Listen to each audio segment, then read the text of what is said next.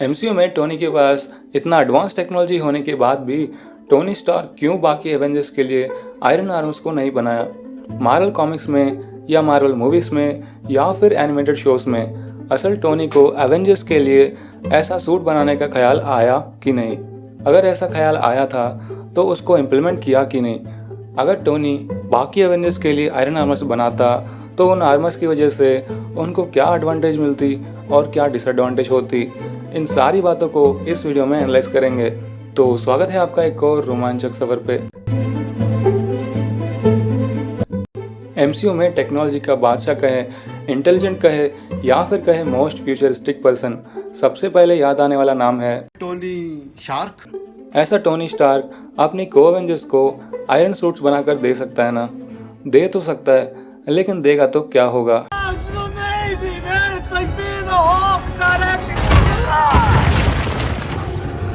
भाई की इज्जत डुबा दी मैंने। एक आयरन आर्मर को बनाना जितना मुश्किल है, उसको इस्तेमाल करना भी उतना ही मुश्किल है। इन आयरन आर्मर्स का क्रिएटर खुद टोनी स्टार्क को ही इन सूट्स को आदत करने में थोड़ा सा टाइम तो लगा। तो उसी जगह 1 घंटे में थैनोस आ रहा है, ये बात जान के बिना कोई एक्सपीरियंस का इन सूट को इस्तेमाल करना चाहा तो रिजल्ट्स कुछ ऐसा ही होंगे।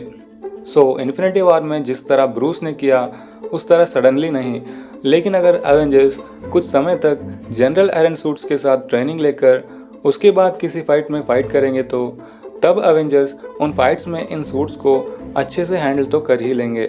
लेकिन एवेंजर्स आयरन सूट्स को इस्तेमाल करके एंड गेम जैसा फाइनल बैटल में अगर फाइट करे तो उन फाइट्स में एवेंजर्स ही ज़्यादा हारने की चांसेस रहेंगे, क्योंकि एवेंजर्स मतलब आयरन सूट्स पहनकर फाइट करने वाले नॉर्मल इंसान तो है ही नहीं। एवेंजर्स मतलब different characters with various powers. उस तरह के वेरियस पावर्स के साथ रहने वाले डिफरेंट काइंड ऑफ कैरेक्टर्स को एक ही जैसा रहने वाले आयरन सूट्स को देखकर फाइट कराए तो ऐसा ही होगा। सो इस तरह एवेंजर्स अपनी पावर्स से ज़्यादा आयरन सूट्स पर डिपेंड होंगे तो इनका ओपोनेंट्स को इनमें से किसी एक को किस तरह हराना है, ये बात पता चल गई तो बाकी एवेंजर्स को हराना बहुत आसान हो जाएगा।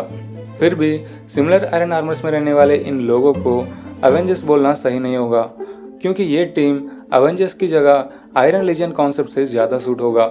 अब इन आयरन आर्मर्स की वजह से एवेंजर्स टीम में किन एवेंजर्स को किस तरह की एडवांटेजेस और डिसएडवांटेजेस होंगी, असल में ये आर्मर्स एवेंजर्स में किन एवेंजर्स को ज़रूरी है और किन को ज़रूरत है ही नहीं, इन बातों को जानने से पहले नए हो तो चैनल को सब्सक्राइब कर लो और लाइक भी कर दो। नैनो टेक्नोलॉजी के पहले तक रहने वाली कॉमन आयरन मैन सूट्स की वजह से एक पर्सन को कॉमनली आने वाली एबिलिटीज़, सुपरसोनिक स्पीड से उड़ना, super human strength, artificial intelligence assistant, अगर थोड़ी और अपग्रेडेड सूट्स हो तो weapons and mini missiles integrated होते हैं। ये सूट्स प्रोवाइड करने वाली एबिलिटीज़ की वजह से एवेंजर्स में नॉर्मल ह्यूमंस जैसे Hawkeye, black widow and super soldier Captain America, इन सबको flying, durability, extra weapons, AI assistant जैसे चीज़ें एडवांटेज बनेंगी। लेकिन इन एडवांटेजेस के साथ इनकी बेसिक फाइटिंग स्टाइल्स में भी बहुत सारी चेंजेस आएंगी। लाइक कैप्टन अमेरिका नॉर्मल रहने टाइम फाइट करने जितना एफिशिएंटली एक आयरन सूट के साथ फाइट करना पॉसिबल नहीं है, क्योंकि सूट इस्तेमाल करने वाला कैप्टन अमेरिका का एजिलिटी एंड रिफ्लेक्सेस बिना सूट जितना फास्ट नहीं होंगे, और ये आर्मर वजन होने के साथ साथ बढ़िया फ्लेक्सिबिलिटी भी प्रोवाइड नहीं कर पाएगी। ब्लैक विडो एंड हाउकाई ये दोनों बढ़िया spy, expert long range and short range shooters, best battle tacticians, masters in martial arts and hand to hand combats, और ये यूज़ करने वाले weapons like guns, blades, electric tasers, bow and arrows, इन सब को इस्तेमाल करने में ये बहुत ही माहिर है। साधारण ह्यूमंस होने के बाद भी इतनी कमाल की स्किल्स होने वाली इन दोनों के लिए फाइट्स में इनकी स्किल्स और ड्यूरेबिलिटी को एनहांस करने वाली स्पेशल सूट्स बनाए जाए तो और भी बढ़िया फाइट्स कर सकते हैं। लेकिन उन आर्मर्स की वजह से इनकी परफॉर्मेंस में पॉजिटिव्स के साथ नेगेटिव इफेक्ट भी पड़ सकता है। इनके अलावा एवेंजर्स में Antman, Falcon, Rhodey and Black Panther जैसे और भी ह्यूमन एवेंजर्स हैं।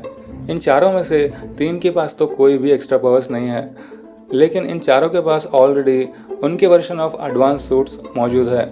हाँ, उनमें से 2 तो टोनी स्टार्क की ही टेक्नोलॉजी है, लेकिन फिर भी उनका स्किल सेट्स को मैच करने वाले सूट्स ऑलरेडी है तो इनको टोनी की नॉर्मल आयरन सूट्स की ज़रूरत नहीं है।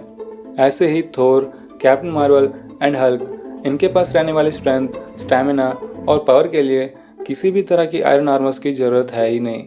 अगर ये लोग बैटल्स में आयरन आर्मर्स को यूज़ करना भी चाह तो उनकी कंफर्ट्स और पावर्स की वजह से प्रॉबली फाइट शुरू हुई 2 मिनट में ही सूट्स को उखाड़ कर फेंक ही देंगे। अब फाइनली बात करें मार्वल के जादूगरों की।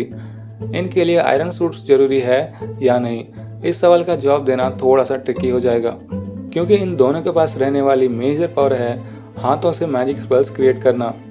अगर इन लोग चाहे तो एक्स्ट्रा सेफ्टी के लिए आयरन सूट्स के अंदर रहते हुए भी मैजिक स्पेल्स कर सकते हैं, लेकिन आयरन आर्मर्स प्रोवाइड करने वाली powers like flying, energy blast जैसे सभी पावर्स ऑलरेडी इनके पास है ही। एंड आयरन आर्मर प्रोवाइड करने वाली प्रोटेक्शन को भी इन लोग प्रोटेक्शन स्पेल्स को यूज़ करके मैनेज कर सकते हैं। एंड इनकी स्टाइल ऑफ फाइटिंग के लिए प्रोटेक्शन एंड ड्यूरेबिलिटी भी उतना ज़रूरी नहीं है, क्योंकि ये लोग कभी भी एनिमीज से डायरेक्ट कॉन्टैक्ट फाइट नहीं लेते। सो इस वजह से इनको आयरन आर्मर्स की ज़रूरत है ही नहीं। ये थी एवेंजर्स को आयरन आर्मर्स देने से होने वाली advantages and disadvantages. So Avengers को आयरन आर्मर्स देना, क्या ये वाकई एक ख़राब आइडिया है?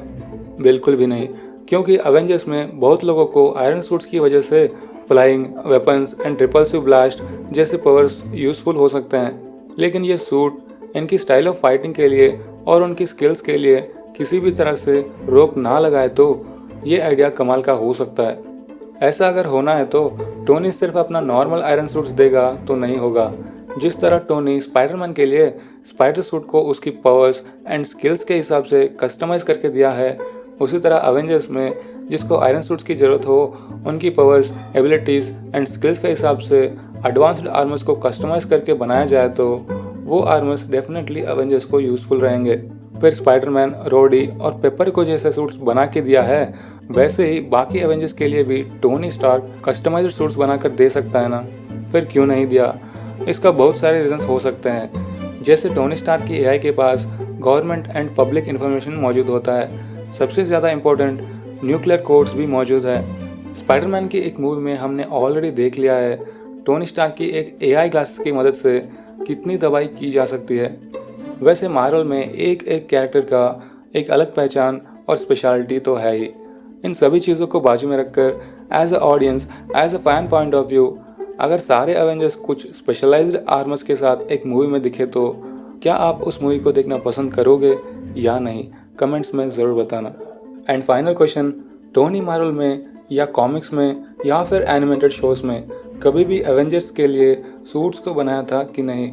इस क्वेश्चन का जवाब है हाँ और ना भी, क्योंकि मार्वल कॉमिक्स में एर्थ 555-326 एंड एर्थ 9997 में सारी एवेंजर्स की स्टाइल्स में टोनी आयरन सूट्स को बनाया था, लेकिन उनको यूज़ करने के लिए एवेंजर्स बचते ही नहीं।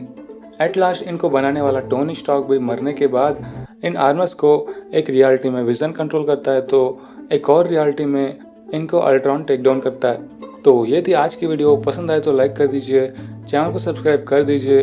अगर नेक्स्ट वीडियो लेट हो रही है तो समझ जाओ कि कुछ तगड़ा कंटेंट आने वाला है। मैं मिलता हूँ एक और नए वीडियो में, तब तक देखते रहिए आपका अपना चैनल सिनेमा अनकवर्ड।